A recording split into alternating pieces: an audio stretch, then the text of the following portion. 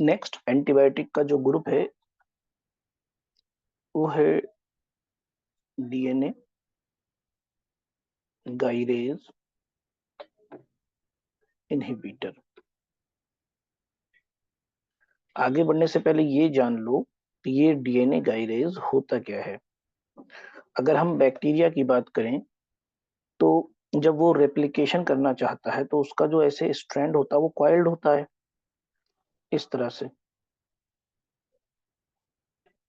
इस coiled strand के जिस पार्ट को हम ये स्ट्रेट दिखा रहे हैं यहाँ तो रेप्लिकेशन होता है, और जैसे ही कॉइल्ड वाला पार्ट स्टार्ट होता है रेप्लिकेशन नहीं हो पाता है। तो वहां पर ये गाइरेज आकर, डीएनए गाइरेज इस कॉइल्ड वाले पार्ट को इस सीधे स्ट्रैंड की तरह अनकॉइल्ड कर देता है। अगर इसको हम अपनी लैंग्वेज में कहें तो हम उलझे हुए धागे को सुलझा रहे हैं। तो जब तक धागा सुलझा हुआ है आप सिलाई कर सकते हो, उस धागे को कहीं बांध सकते हो। उलझे हुए धागे के गुच्छे का आप कुछ नहीं कर सकते, वो यूजलेस है जब तक कि आप उसको सीधा ना कर दें। तो सेम टू सेम बैक्टीरिया के साथ होता है। तो जो इसका रेप्लिकेशन प्रोसेस है उसमें स्ट्रैंड अगर लीनियर है, इजीली रेप्लिकेशन होता चला जाता है। और जहां पर ये कॉइल्ड, सुपर कॉइल्ड स्ट्रैंड आता है वहां पर रुक जाता है। तो ये जो डीएनए गाइरेज है ये इसको अनकॉइल कर देता है।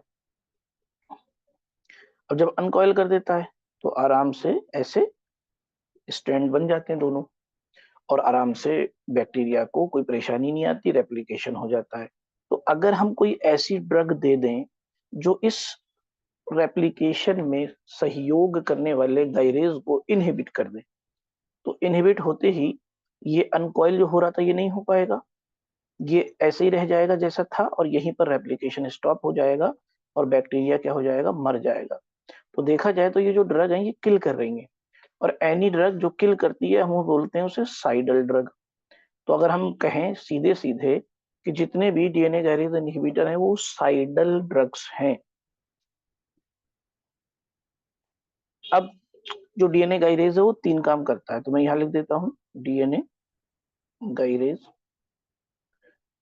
तीन फंक्शन। पहला क्या होता है कि ये डीएनए को बैक कट करता है,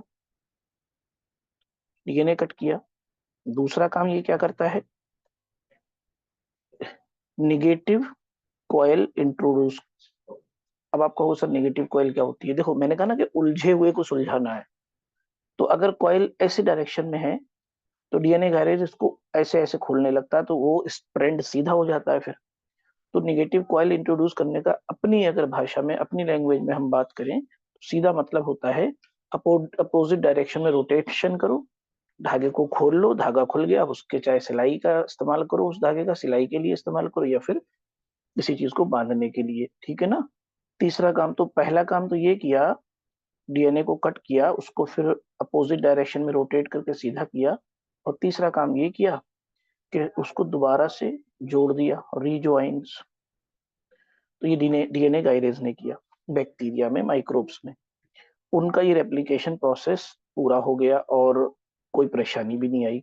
तो हम सीधे सीधे कर कहें तो माइक्रो ऑर्गेनिज्म में डीएनए गाइरेज किस में हेल्प करता है, डीएनए रेप्लिकेशन में। ये सीधा एक लाइन का आंसर हो गया। AIAPGET में भी पूछ सकते हैं डीएनए रेप्लिकेशन। तो डीएनए गाइरेज इनहिबिटर इसका मतलब दो काम करेंगे।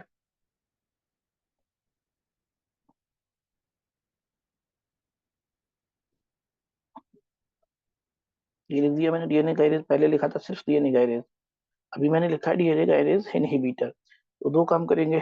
पहला, ये जो रेप्लिकेशन चल रहा था बैक्टीरिया में उसको इनहिबिट कर देंगे, रेप्लिकेशन नहीं होने देंगे। दूसरा, बैक्टीरिया को किल कर देंगे, यानी उसको जीवित नहीं रहने देंगे, जिंदा नहीं रहने देंगे। तो ये दो इंपॉर्टेंट पॉइंट है डीएनए काइनेज इनहिबिटर के। इन्हीं को ध्यान में रख के हमने इनको क्या बोला, सिंपली साइडल ड्रग, साइडल ड्रग। क्लियर। अब समझो, साइडल ड्रग्स में पहले हम किसको लेते हैं, तो हम लेंगे क्विनोलोन्स को। फर्स्ट क्विनोलोन्स, ये इनका केमिकल नेम है। क्विनोलोन्स दो तरह के होते हैं, जिसमें फ्लोरीन का एटम प्रेजेंट नहीं होता है, वो क्विनोलोन जिनमें फ्लोरीन एटम प्रेजेंट होता है। तो सिंपली अगर आप केमिस्ट्री की लैंग्वेज में बोलो तो ये है नॉन फ्लोरोनेटेड, ये है फ्लोरोनेटेड, है ना। तो सिंपल आप बोल सकते हो। इसमें सिर्फ एक ही आता है, वो है नालीडिक्सिक एसिड। नालीडिक्सिक एसिड, ये सिंगल ड्रग है नॉन फ्लोरोनेटेड फ्लोरोक्विनोलोन्स में। ये जो फ्लोरोक्विनोलोन्स हैं, जो फ्लोरिनेटेड है, जिनके स्ट्रक्चर में फ्लोरीन प्रेजेंट होता है, उसे फ्लोरोनेटेड क्विनोलोन्स बोलते हैं। इसको हम दो जनरेशन में बांट सकते हैं, फर्स्ट एंड सेकंड। तो एक चार्ट में स्क्रीन पे रखता हूँ, आपको समझने में आसानी होगी, देन हम आगे बात करेंगे। तो स्क्रीन पर आप देख रहे हैं क्विनोलोन एंटी माइक्रोबियल्स। तो जैसा कि मैंने बताया था कि नॉन फ्लोरोनेटेड ओनली एक ही ड्रग है, वो है नालीडिक्सिक एसिड। बाकी जो बची वो सारी फ्लोरोनेटेड होती हैं, और इसीलिए इनको फ्लोरोक्विनोलोन्स कहते हैं। इसको मैंने डिवाइड किया फर्स्ट और सेकंड जनरेशन में। अब आप एक काम करना, जितनी भी ये ड्रग्स हैं इस क्विनोलोन, इनके लास्ट में सफिक्स होता है फ्लोक्सासिन। इस सफिक्स को आप यहाँ नोटिस कर सकते हो। कोई भी ड्रग उठाओगे नालीडिक्सिक एसिड को छोड़कर, तो floxacin floxacin floxacin floxacin floxacin floxacin floxacin floxacin floxacin. तो इनको याद रखना बड़ा आसान है, क्योंकि एक चीज तो फिक्स है ना सब में, फ्लोक्सासिन सफिक्स। उससे पहले वाले अल्फाबेट्स याद कर लो। पहले वाले अल्फाबेट्स के रूप में फर्स्ट जनरेशन पे आ जाओ, नॉर, सिप्रो, ओ, पी। तो इसको आप याद कर सकते हो, नो कोप। नो कोप मतलब नो पुलिस कांस्टेबल, जब कोई पुलिस कांस्टेबल नहीं है यहाँ पर, तो ये नो कोप की चार ड्रग है। नो का मतलब है norfloxacin, C for ciprofloxacin, O for ofloxacin, और पी फॉर पीफ्लॉक्सासिन। तो नो कॉप करके आप इसको याद कर लो। फर्स्ट जनरेशन होगी। सेकंड में भी वही खेल होगा कि फ्लॉक्सासिन तो सब में है, तो पहले के अल्फाबेट याद करेंगे। तो एक को तो मूली खिला दो, मोली। तो सेकंड जनरेशन में एक तो मूली आती है, मुंह से होती है मॉक्सी, और एल फॉर होता है लीवो। आप लोग चूंकि अपनी पैथी भी पढ़ते हो और मॉडर्न भी पढ़ रहे हो, तो डबल डबल मेहनत कर रहे हो, तो जैम्स हो आप लोग, सब लोग, है ना। You are all gems. तो जैम मतलब जैमी फ्लॉक्सासिन। तो मूली कौन खाता है, जैम खाते हैं। और जब मूली खाओगे तो उसके जैसी ही उसका वेस्ट फेंकोगे ना, पराली जलाते हैं लोग, पुरूली। मूली पुरूली, पुरूली फ्लॉक्सासिन।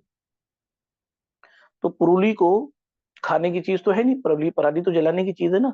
तो पुरूली को इस पार ले जाओ, इस पार, उस पार, या इस पार, द आंसर इज इस पार।